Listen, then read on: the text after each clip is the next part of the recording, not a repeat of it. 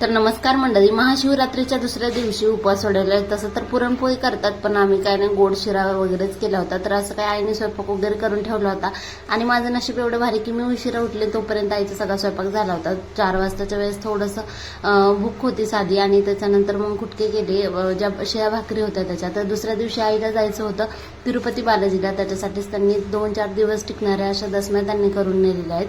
तर ह्याची detail recipe सुद्धा मी शेअर करणारच आहे. 4 दिवस आणि टेस्टला पण खूप छान लागतात. बॅग वगैरे त्यांनी भरली आणि आता ते जाणार आहे तिरुपती बालाजीला.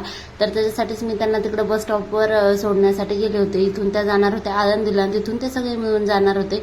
तर इथं आम्ही बस स्टॉपला आलेले आहेत आणि आता त्यांना मी बसमध्ये बसून देते. खरं तर आजी गावाला गेली म्हणून गाथाला नारूला काय करमत नव्हतं, सारखं विचारत होती आजी कुठे गेली, कधी येणार आहे. उद्या पण रात्रीचा स्वयंपाक वगैरे केला, ठेचा भाकरी आणि कांदा चटणी केली होती. तर रात्री दिवसाचा जो शेवट आहे तो असा बँड बाजा वाजवून झाला. तर अशी मस्त खेळते गाथा. आजचा व्हिडिओ कसा वाटला नक्की सांगा, सबस्क्राईब करा.